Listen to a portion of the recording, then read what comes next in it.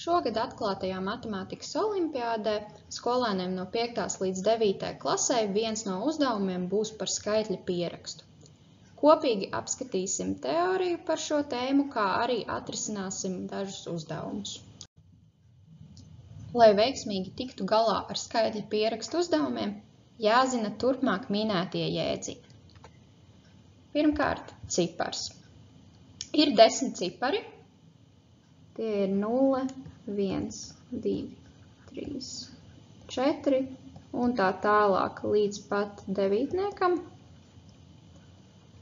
Ciparus izmanto skaitļu pierakstam, skaitļu veidošanai. Un tad attiecīgi skaitlis tiek veidots no cipariem. Piemēram, mums ir divciparu skaitlis 14, trīsciparu skaitlis 300. Eksistē arī vienciparu skaitļi, piemēram, skaitlis 7. Kā jau nosaukumā minēts, tas ir skaitlis, bet tas sastāv no viena cipara. Naturāli skaitļi ir skaitļi 1, 2, 3 un tā tālāk. Tas, kas bieži izraisa jautājumus, ir skaitlis 0, un 0 nav naturāls skaitlis.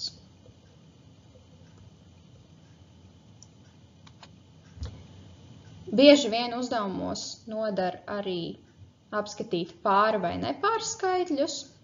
Pāra skaitļi dalās ar 2 bez atlikuma, tātad to pēdējais cipars būs 0, 2, 4, 6 vai 8. Savukārt nepāra skaitļi nedalās ar 2 bez atlikuma, tātad pēdējais cipars nepāra skaitļiem var būt 1, 3, 5, 7 vai 9. Kā arī noteikti der atkārtot par skaitļu šķirām, kas ir 1, kas ir 10 un tā tālāk. Teiksim, ja mēs apskatām skaitli 372, tad 2 mums ir 1 vietā, 7. mums ir 10, bet 3 100.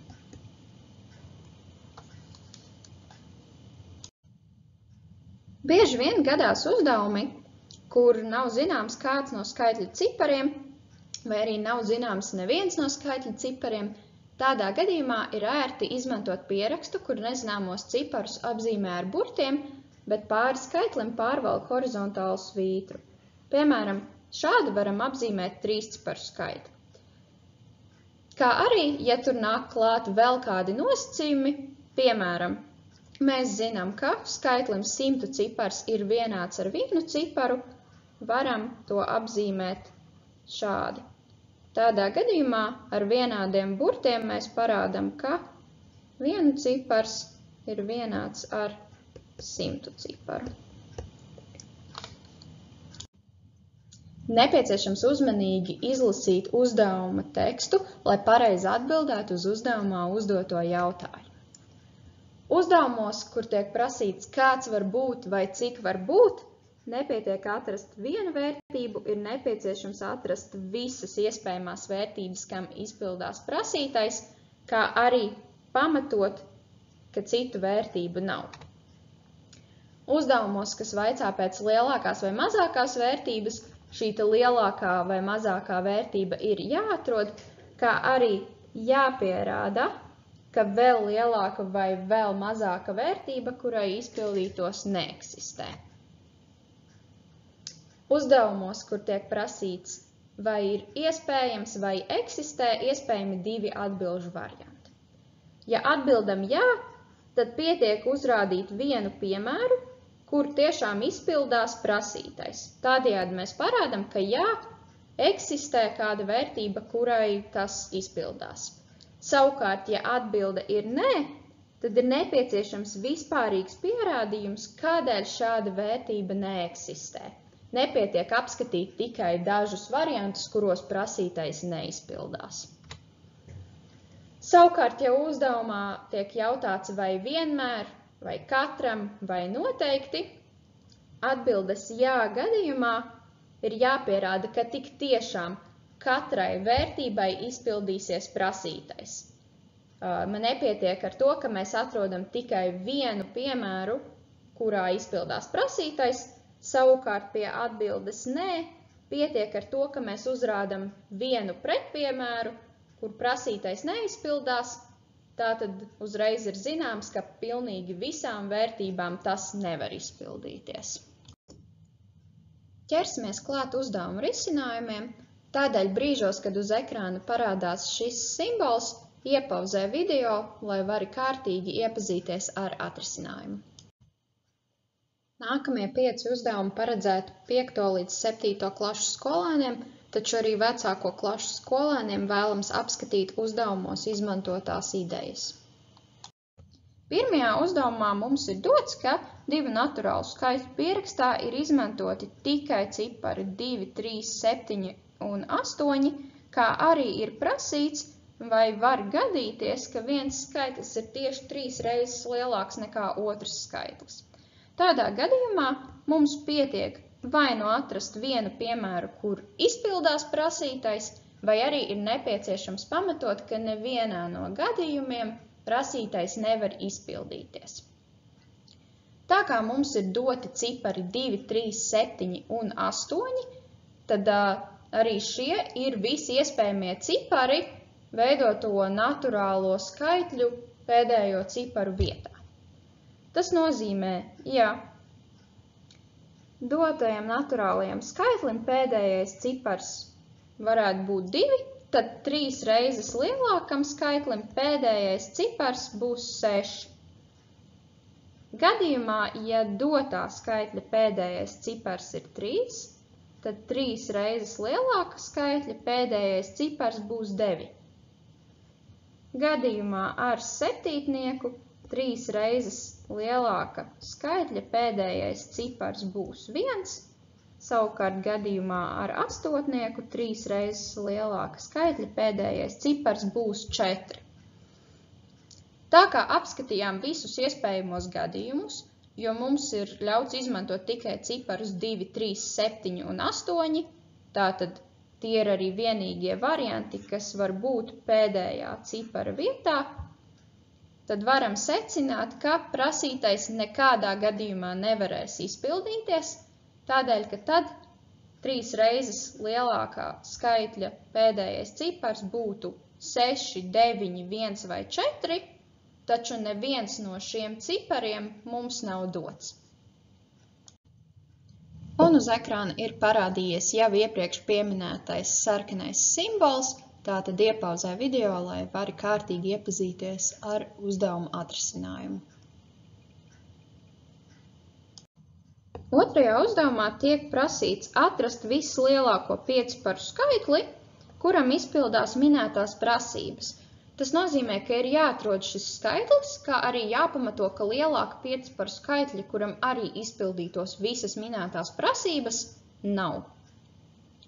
Mums ir dots, ka 10 cipars lielāks nekā 1 cipars, 3. cipars ir lielāks nekā 4. un 5. ciparu summa, 2. cipars ir lielāks nekā 3., 4. un 5. ciparu summa, bet 1. cipars ir lielāks nekā visu pārējo ciparu summu.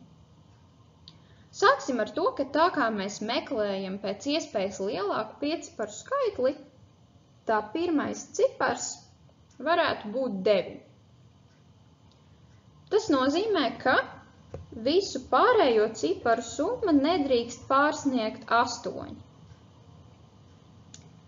Ja mēs izpētam arī pārējos nosacījumus, ka 4. cipars ir lielāks nekā 5. cipars, 3. cipars lielāks nekā 4. un 5. ciparu summa un tā tālāk, varam secināt, ka visi cipari būs dažādi,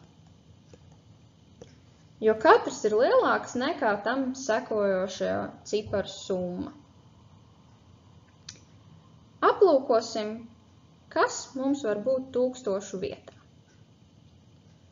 Tā kā visu pārējo ciparu summa nedrīkst pārsniegt 8, tad 1000 cipars nevar būt lielāks par 5. Ja mēs 1000 ciparu vietā izvēlētos 6, tas nozīmē, ka pārējo 3 ciparu summai būtu jābūt 2. Tomēr tā kā visi cipari ir dažādi, mēs nevaram izteikt divnieku kā 3 dažādu ciparu summu. Tātad sešnieks mums nedara, no tā varam secināt, ka arī 7 tur nederēs. Tomēr 5 gan mums dar, ja mēs 1000 vietā izvēlamies piecinieku. Pārējo 3 ciparu summai ir jābūt 3 vai mazāk, un mēs varam izteikt trīnieku kā 2 plus 1 plus 0. Tie ir 3 cipari, un tie ir dažādi. Tā tad apmierina visus mūsu nosacījumus.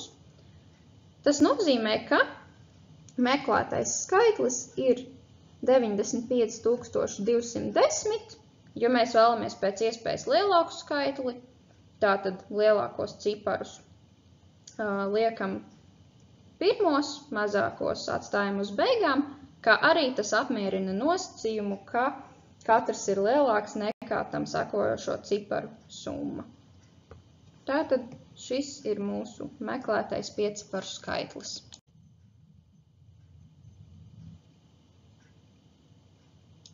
Trešajā uzdevumā prasīts, vai ir tāds naturāls četrciparu skaitlis, kuram skaitļi pēdējo ciparu pārceļot uz skaitļa sākumu, iegūst četrciparu skaitli, kas ir 6 reizes mazāks nekā sākotnējais skaitlis. Tātad vai nu pietiek atrast vienu piemēru, kurā prasītais izpildās, vai arī nepieciešams pamatot, ka nevienam četrciparu skaitlim šāda īpašība neizpildīsies. Sāksim ar to, ka apzīmēsim sākotnējo skaitli ar x un iegūto skaitli ar y. Tādā gadījumā varam rakstīt, ka 6 reiz y ir x, jo mums ir dots, ka iegūtais četrciparu skaitlis ir 6 reizes mazāks nekā sākotnējais skaitlis. Aplūkojot vienādības kreiso pusi, varam secināt, ka tur ir pārskaitlis, jo vismaz viens no reizinātājiem reizinājumā ir pārskaitlis. Bet tādā gadījumā arī x ir pārskaitlis. Ja x ir pārskaitlis, tā pēdējais cipars ir pārcipars. Tas var būt 0, 2, 4, 6 vai 8. Tas noteikti nebūs 0, jo tādā gadījumā skaitļa y pirmais cipars būtu 0, taču nevienam skaitlim pirmais cipars nevar būt 0. Apskatīsim situāciju, kad skaitļa x pēdējais cipars ir 2. Tad skaitļa y pirmais cipars būtu 2. Izvēlēsimies y vietā mazāko četrciparu skaitli, kas sākas ar 2. Tas ir 2000. Taču 2000 reiz 6 ir 12000. Tas ir 5-ciparu skaitlis. Tomēr mums bija teikts, ka 6 reiz y ir x, un x ir 4-ciparu skaitlis. Tā kā mēs izvēlējāmies mazāko y vērtību pie nosacījuma, ka y pirmais cipars ir pārcipars un ieguvām 5-ciparu skaitli, tad varam secināt, ka neeksistē tāds 4-ciparu skaitlis, kuram izpildītos prasītais, jo visos pārējos variantos būtu vēl lielāks rezultāts. Tātad noteikti nebūtu 4-ciparu skaitlis.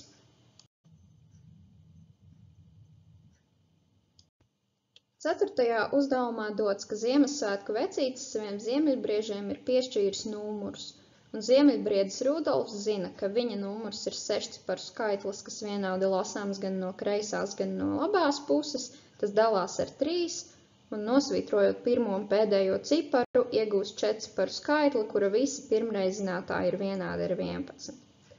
Ir prasīts, kāds numurs var būt piešķirts Rudolfam. Tas nozīmē, ka ir jāatrod visi iespējamie varianti, kā arī jāpamato, ka citu nav. Sāksim ar trešo nosacījumu. Ja apskatām reizinājumu 11 reiz 11, tas ir 121. 3-ciparu skaitlis. 11 reiz 11 reiz 11, ir 1331. 4 ciparu skaitlis. Savukārt 11 reiz 11 reiz 11 reiz 11 ir 14641. 5 ciparu skaitlis. Tātad vienīgā opcija, kas mums der, ir šī. Izmantojot pirmo nosacījumu, meklēto skaitli varam pierakstīt formā A1331A un pārvilkt svītru. No otrā nosacījuma mēs zinām, ka šis skaitlis dalās ar 3. Skaitlis dalās ar 3, tad, ja tā ciparu summa dalās ar 3. Tātad nepieciešams, lai A plus 1 plus 3 plus 3 plus 1 plus A dalītos ar 3. Savalkot līdzīgos, iegūstam izteiksmi 8 plus 2 reiz A.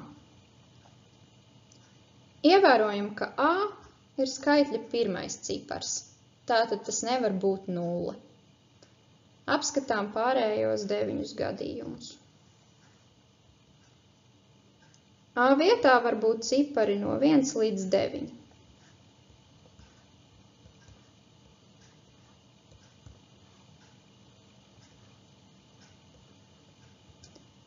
Tādā gadījumā izteiksme 8 plus 2 reiz A pieņem vērtības. Ja A ir 1, tad 8 plus 2 reiz 1, tas ir 10. Ja A ir 2, rezultāts būs 12, un tā tālāk turpinām aizpildīt tabulu.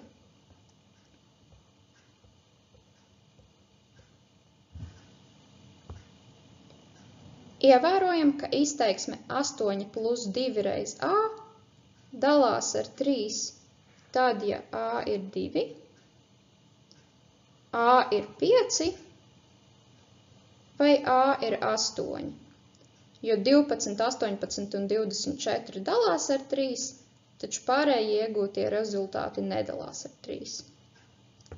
Tātad Rudolfam var būt piešķirts numurs 2, 1, 3, 3, 1, 2, 5, 1, 3, 3, 1, 5, vai arī numurs 8, 1, 3, 3, 1, 8.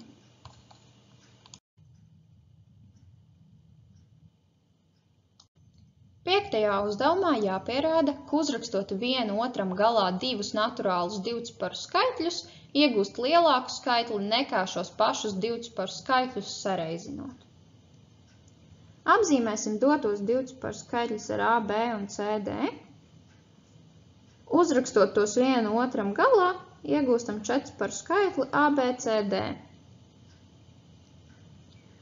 No dotajiem divciparu skaitļiem varam secināt, ka cipars C noteikti nav 0, jo tas ir pirmais cipars divciparu skaitlī, tātad nevar būt 0. Bet tādā gadījumā četrciparu skaitlis A, B, C, D noteikti ir lielāks par četrciparu skaitli, kura pirmie divi cipari ir A, B, bet pēdējie divi nulles. Šādu četrciparu skaitli mēs varam izteikt kā divciparu skaitļi AB reizinājums ar 100. Bet tas noteikti ir lielāks nekā divciparu skaitļi AB reizinājums ar jebkuru citu divciparu skaitli. Tādā gadījumā, ja šis četrciparu skaitlis ir lielāks par divciparu skaitļu AB un CD reizinājumu, tad mūsu izveidotais četrciparu skaitlis ABCD arī noteikti ir lielāks par šo divciparu skaitļu reizinājumu.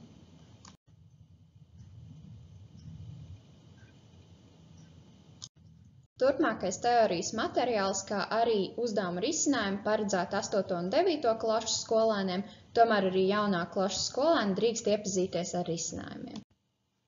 Nereti skaitļu pierakstu uzdevumos ir ērti skaitļus, kuros kādi cipari ir nezināmi un apzīmēti ar burtiem, izteikti. Piemēram, trīsciparu skaitli ABC varam izteikt kā A reiz 100 plus B reiz 10 plus C, jo A ir 100 vietā, B 10 vietā, bet C 1 vietā. Tāpat var rīkoties arī ar skaitļiem, kur visi cipari ir zināmi. Piemēram, skaitli 2023 varam izteikt kā 2 reiz 1000 plus 0 reiz 100 plus 2 reiz 10 plus 3. Veicot aprēķinus, tik tiešām varam pārliecināties, ka summā sanāks 2023. Sastajā uzdevumā mums ir dots, ka Zelmas dzīvokļa numurs ir divciparu skaitlis, kam piemīt īpašība, ka saskaitot tā ciparu summu un ciparu reizinājumu, atkal iegūst šo skaitli. Uzdevuma nosacījumi mums jau šoreiz saka priekšā, ka ir jāatrod visi divciparu skaitļi, kam šī īpašība izpildās. Sāksim ar to, ka apzīmēsim Zelmas dzīvokļa numuru ar divciparu skaitli AB. Tādā gadījumā varam to izteikt kā 10 reiz A plus B. Vēl mums ir zināms, ka saskaitot dzīvokļa numura ciparu summu un dzīvokļa numura ciparu reizinājumu, iegūstam šo pašu skaitli AB. Tātad varam izveidot vienādojumu.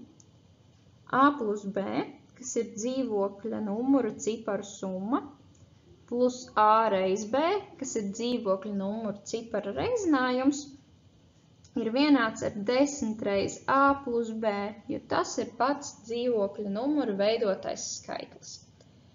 Tālāk veicam algebriskus pārveidojumus ar šo vienādojumu.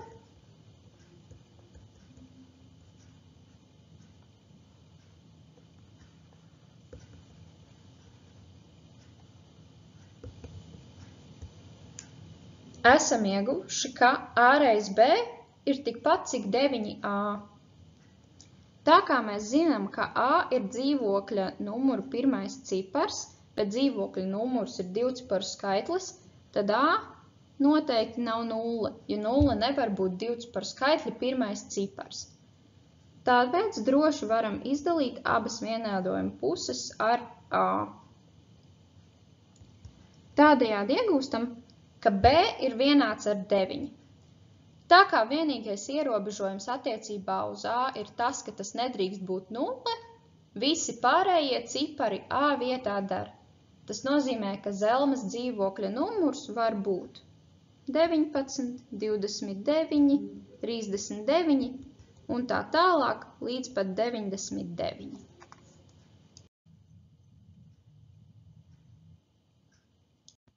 Septītajā uzdevumā Leonards izvēlējās trīsciparu skaitli, pareizināja to ar 2 un tam galā pierakstīja sākotnējo skaitli.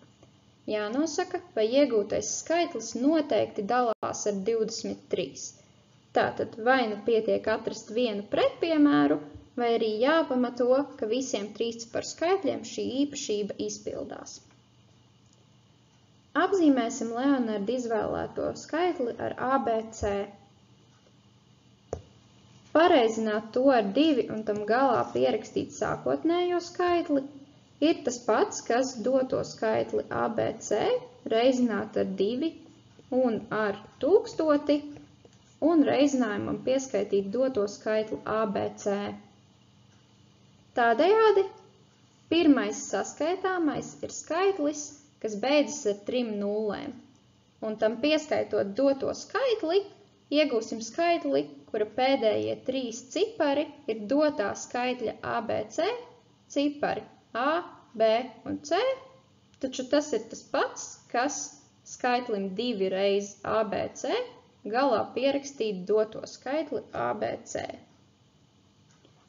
Pārveidosim doto izteiksmi kā 2000 reiz ABC plus ABC. Taču šo varam pārrakstīt kā 2001 reiz ABC. Tā kā par pašu skaitli ABC mēs neko nezinām, tad par dalāmību ar 23 varam spriest tikai pēc reizinātāja 2001. 2001 dalās ar 23 bez atlikuma. Tātad arī reizinājums 2001 reiz ABC dalās ar 23, jo vismaz viens no reizinātājiem dalās ar 23. Taču tā kā šis reizinājums izsaka Leonarda iegūto skaitli, varam secināt, ka noteikti viņa iegūtais skaitlis dalīsies ar 23 bez atlikuma.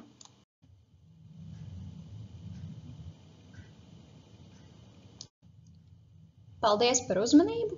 Novēlu veiksmīgu dalību atklātajā matemātikas olimpiādē!